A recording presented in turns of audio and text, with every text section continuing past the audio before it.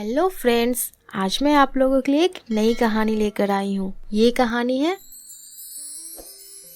कहानी सुनते हैं। एक समय की बात है, शाहपुर गांव में एक बादशाह रहते थे। उसके दो बेटे थे। बड़े बेटे का नाम हंसराज और छोटे बेटे का नाम वंशराज था। दोनों भाई एक साथ बहुत खुश रहते थे। एक दिन अचानक उसके पिताजी की तबीयत बहुत खराब हो गई। कई बड़े बड़े डॉक्टरों से दिखाया गया, लेकिन तबीयत में कोई सुधार नहीं हुआ।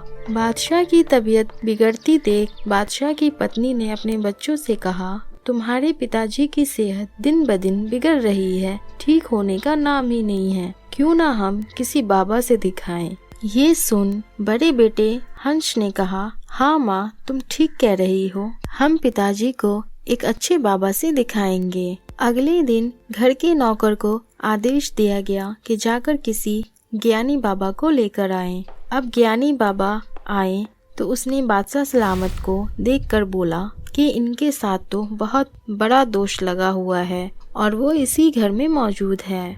बादशाह की पत्नी ने पूछा कि बाबा, इसका हल क्या है जिससे बादशाह सलामत सेहतमंद हो जाए और उनकी बादशाहत कामयाब हो जाए। अभी तो दोनों बेटे इस काबिल भी नहीं हैं जो बादशाह की तख्त संभाल सके।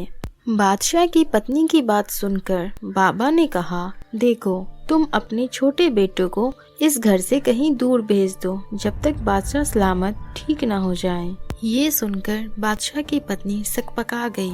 बाबा की बातें सुनकर वो बहुत उदास हो गई और सोचने लगी कि मैं अपने बच्चों को खुद से अलग कैसे करूँगी, और रोने लगी। माँ को उदास देखकर दोनों बेटे माँ से लिपट गए और बोला, माँ, तुम इतनी उदास क्यों हो? बताओ ना माँ, पिताजी को क्या हुआ है? माँ कुछ देर चुप रही, फिर उसने बाबा जी की कही सारी बातें बताई और रोते हुए कहा, मेरे बच्चे, तुम तो बादशाहत जिंदगी जिए हो, तुम कैसे दर बदर की ठोकरें बर्दाश्त करोगे? तो बड़े बेटे ने कहा, माँ, तुम चिंता मत करो, मैं भी अपने छोटे भाई के साथ जाऊंगा। कोई भी मुश्किल आएगी तो हम दोनों भाई एक साथ सह लेंगे। ये बातें सुनकर माँ और भी टूट गई और अपने पति के लिए वो मजबूर होकर अपने बच्चों को खुद से अलग करने की ठान ली। दोनों बेटे को अलविदा कहते समय बड़े बेटे से बोली कि तुम बादशाह के वंश हो, कि जब तुमको कोई दिक्कत आए तो तुम हंसना, जब तुम हंसोगे तो मोती गिरेगा। और छोटे बेटे वंश से बोली कि जब तुमको कोई दिक्कत आए तो तुम रोना, तुम्हारे रोने से तुम्हें लाल मोती गिरेगा। पर ये बातें तुम किसी से मत कहना, अगर ये बातें तुम किसी से कहोगे तो तुम परेशानी में पड़ सकते हो। ये सुनकर दोनों भाई गांव से दूर अनजान रास्ते पर निकल जाते हैं। जब अंधेरा होने लगा तो दोनों भाई को डर लगने लगा, तो एक पेड़ के नीचे कुछ बिछाकर बैठ गया। दोनों थके हुए थे। छोटा भाई बोला, भाई, मैं कुछ देर सो जाता हूँ, बाद में तुम सो जाना। तो बड़ा भाई बोला, ठीक है, तुम सो जाओ, मैं तुम्हारी देखभाल करूँगा कि कहीं कोई जानवर ना आ जाए। छोटा भाई सो गया। हंसराज सोचता रहा कि हम दोनों भाई के साथ अचानक क्या हो गया। सोचते सोचते वो भी सो गया। सुबह जब आंखें खुली तो दोनों भाई फिर अनजान रास्ते पर निकल पड़ते हैं। धीरे धीरे वक्त गुजरता रहा, ठोकरें खाते रहे। दोनों को अपने माँ बाप की भी चिंता सता रही थी। इसी तरह कई महीने बीत गए। उधर जब बादशाह सलामत ठीक हो गए तो अपने दोनों बेटों को ढूंढा।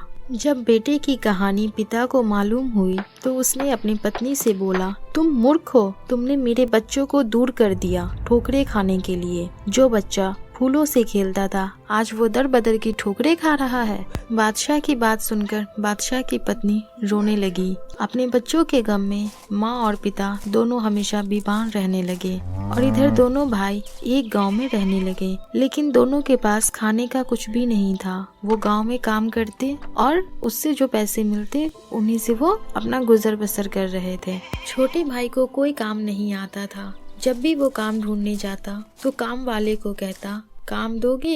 तो काम वाला बोलता, भाई ये काम करोगे? तो उसे कहता, मुझे नहीं आता, मैं तो बादशाह का बेटा हूँ, मुझे ये काम नहीं आता। मुझे पैसे की कमी नहीं थी। हम एक भाई रोते तो लाल गिरता था और दूसरे भाई रोते तो मोती, मगर मेरी माँ ने कहा था कि किसी को मत बताना, पर मैंने भूले से किसी को बता दिया और उस दिन से परेशानी में हूँ।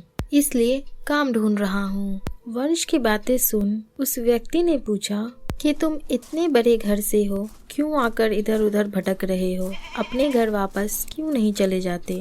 तभी वंश भी वहाँ आ जाता है और उस व्यक्ति को सारी घटनाओं के बारे में बताता है। तो उस व्यक्ति ने दोनों भाई को समझाया और बोला कि अगर तुम दोनों भाई अपने गांव का पता बताओ तो मैं तुम्हारे माता पिता से मिलवा दूंगा, और आंख बंद करके किसी पे भरोसा कर लेना ये अंधविश्वास है। वहाँ तुम्हारे माता पिता भी तुम दोनों के लिए परेशान होंगे। अपनी अच्छी जिंदगी को छोड़कर ये अंधभक्तों के कहने पर बर्बाद मत करो। बहुत समझाने के बाद दोनों भाई को साथ लेकर चल पड़े। कई दिनों के सफर के बाद वो शाहपुर गांव में पहुँचे। जब अपने घर पहुँच गए तो देखा कि माता पिता दोनों बिस्तर पर हैं। दोनों भाई अपने माता पिता से मिले। पिताजी, मैं आ गया हूँ। तो पिता ने खुशी से दोनों बेटों को अपने सीने से लगाया और बोला, मेरे दोनों लाल को कितनी तकलीफ उठानी पड़ी होगी। मैं तुम दोनों को देखकर अब बिल्कुल ठीक हो गया हूँ। और उस व्यक्ति को धन्यवाद कहा और बोला, मैं आपका आभारी हूँ, मेरी तरफ से ये उपहार ले लीजिए। फिर दोनों भाई अपने माता पिता के साथ खुश रहने लगे। बच्चों, इस कहानी से हमें ये सीख मिलती है कि हमें किसी पर भी अंधविश्वास नहीं करना चाहिए। अगर आपको हमारी कहानी पसंद आए तो लाइक, सब्सक्राइब और शेयर करना ना भूलें, और कमेंट करके बताएं कि आपको हमारी कहानी कैसी लगी।